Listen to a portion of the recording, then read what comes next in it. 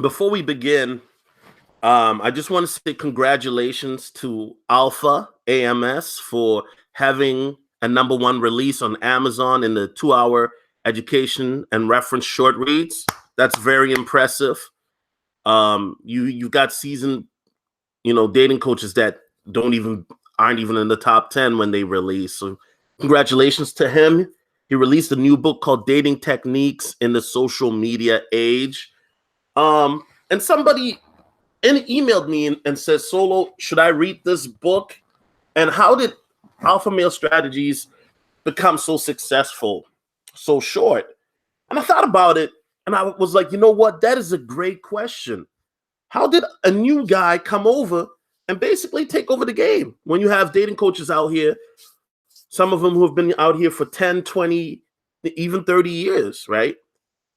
And first, let me just say that this is my opinion. So if you get, if you getting your fee feast, so be it.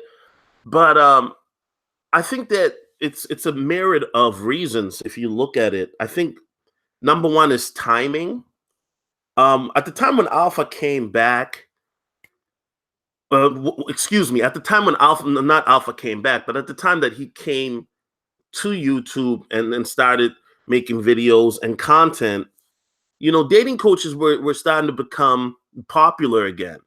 I think that there's some men out here who really, they're struggling. There are a lot of men out here who are struggling with women because now with feminism and such and single mother households, there are men who are struggling with women and they don't know how to talk to or deal with women, especially black men.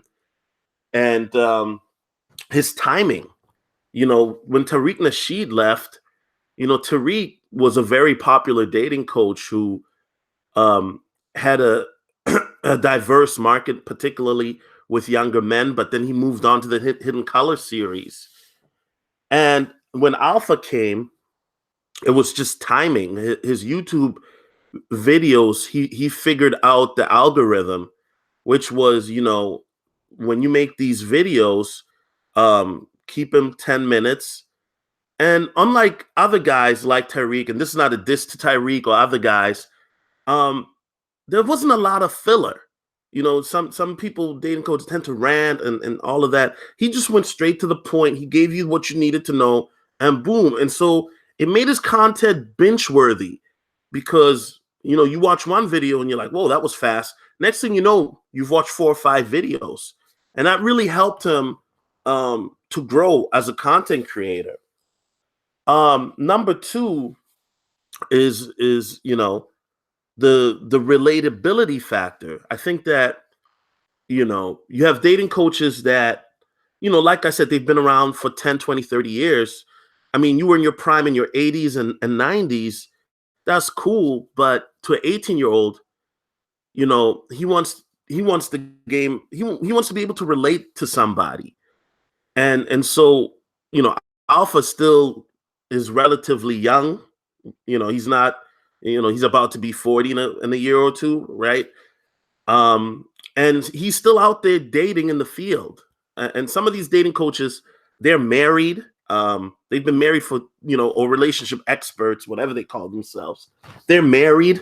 So they're not. I mean, are they really out in the game like that? You've been married for so long, and I'm not. That doesn't discount them, but I'm just saying that it's a relatability factor.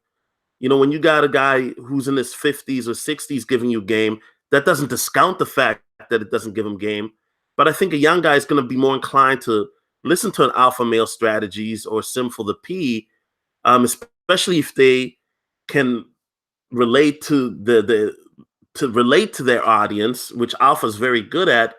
And then another thing that Alpha did, and me personally, you guys know how I feel about dating coaches.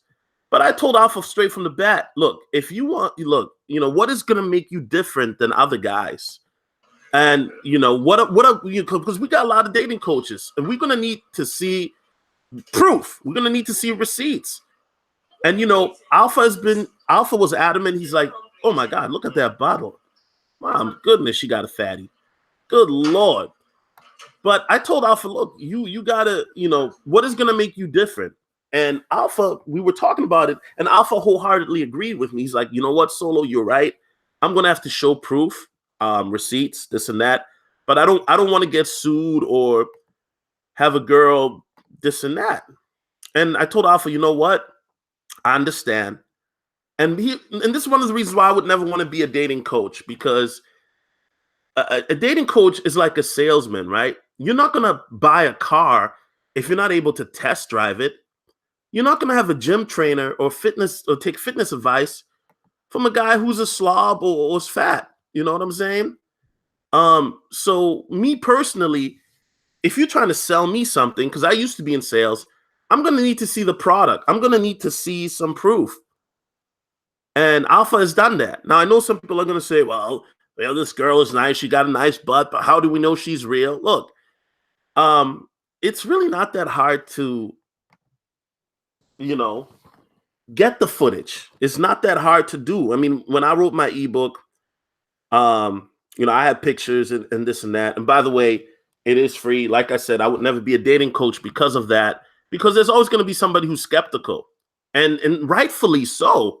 I find it baffling that dating coaches have the audacity to get mad when you ask for proof. This one dating coach got mad because nobody has ever seen his wife, and there's been rumors and whatnot. But at the end of the day, man, if you are, the reality is this has been a something that has plagued the dating community for years, where you have guys who, charge men for dating advice and say that they're good. And then come to find out, they were getting average or mediocre looking women. And that's why I could never be a dating coach, because in my opinion, if you're a dating coach, you should be getting the top tier type of women, 8s, 9s, and 10s, effortlessly.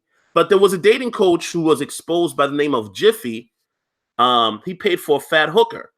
Or he was trying to get a fat hooker. And let me pull up that story. And I know Jiffy is white, but hold on a second. But this was a big deal in the dating industry, the PUA industry. This guy Jiffy from RSD, hold on a second. He got exposed trying to holler at a hooker. And this is a guy at that time, this was in 2013, and this is very important. But this was a guy in 2013 who at that time was in the game for 10 years. He was teaching men how to pick up women, and he got mad. He called this woman the N-word because she wouldn't put out.